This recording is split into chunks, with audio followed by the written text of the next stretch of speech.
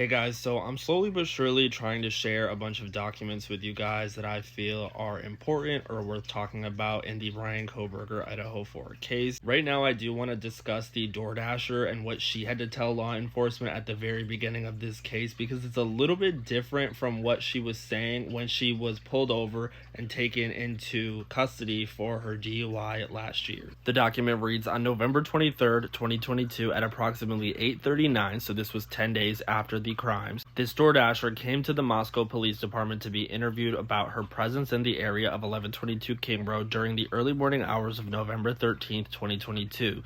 This individual was identified as being in the area through records obtained from DoorDash via a search warrant and was confirmed as being in the area based off a Google geofence warrant, which was obtained as a result of this investigation. We know her name's Molly, so I'm going to just say her name. Molly told me she worked for 12 to 18 hours on the night of November 12th to the 13th and received 3 orders in the King Road, Queen Road area.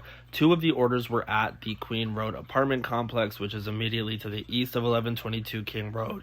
Molly said the delivery at 1122 King Road was her final order for the evening. She said she could not find the 1122 King Road address as the address number was hidden by the porch light, which caused her to remain in the area for approximately 15 minutes. Molly also stated her Google Maps told her to go to the parking lot immediately behind 1122 King Road. Now, this to me is really interesting. If Ryan Koberger could have had another phone, if Ryan Koberger could have wiped or erased things off of his phone, if he had searched up the directions to 1122 King Road after finding out this address somehow, he would have been taken to the back, which would have given him full access to looking inside Maddie Mogan's bedroom window. Now, we know that the prosecution said there was no connection between Koberger and any of the victims or Koberger and 1122 King Road, but the prosecution also said that Koberger had a history of deleting things from his phone.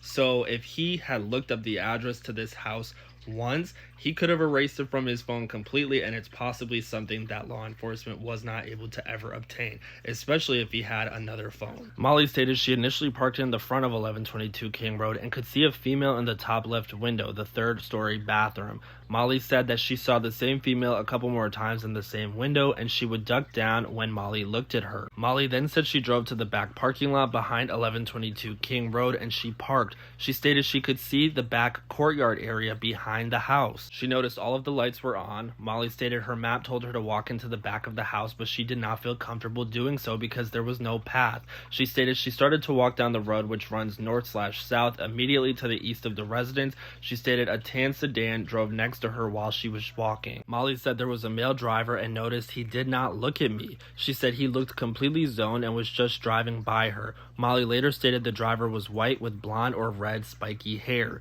Molly also noticed the dome light in the car was on when it went by and later told me the male was wearing a light colored collared shirt. Molly stated she walked back up to her car and drove back to the front of 1122 King Road, at which point she saw the address numbers. Molly said she placed the order at the front door, took a picture, and then left at approximately 4 o'clock in the morning. During the time that Molly was in the area of the King Road residence, the white Elantra can be seen through a camera driving back and forth on Walenta Drive and then entering the King Road Queen Road loop at approximately 3:56 in the morning.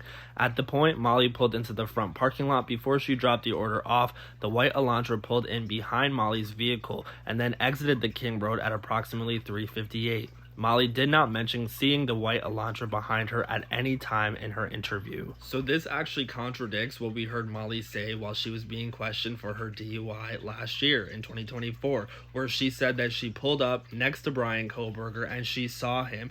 During her initial interview with authorities, she never mentioned seeing the white Hyundai Elantra. She mentioned seeing another vehicle, a tan vehicle with a guy with a collared shirt on that does not seem to have been described as Koberger, but she doesn't ever mention the white Hyundai Elantra and she doesn't ever give a description of Brian Koberger at all. Part of me feels like maybe she was making this up during her DUI interview so that they would feel bad for her and possibly let her go. Or maybe she was just straight up lying. I don't know. I continued to question Molly about her time near the residence. She told me she walked down Queen Road at one point with her flashlight out. Molly can be seen doing so on the footage from another camera. Molly also continued to tell me the female she saw in the upstairs bathroom window would duck down when she looked at her. Molly described the girl as having long brown hair. She stated she could not identify the girl as one of the victims, though. Approximately 30 minutes into the interview, Molly was asked to take part in a cognitive interview. Molly agreed, and they began the cognitive interview. During this interview, Molly confirmed much of the information she already told us. Molly was able to remember she had her dog with her during one of her walks in the area, but did not clarify much more in the ways of the details of the evening. We thanked Molly for her cooperation, offered any support she may need, and concluded our interview. Subsequent investigation of video footage and cellular data showed the tan sedan Molly saw was likely a light-colored SUV which left the area. Moreover, it does not appear Molly saw the white Elantra at any point during her time near the residence. So yeah, it definitely doesn't look good for Molly that she was lying about what she saw in 2024, or if she was not sharing certain information when she was initially interviewed in 2022. Something tells me that this woman may not be all the way there. I don't think that these documents necessarily mean that she had anything to do with the 1122 King Road unalivings, but it definitely does highlight the fact that she was not a credible witness and should not have probably been called upon by the state to testify at Kohberger's trial.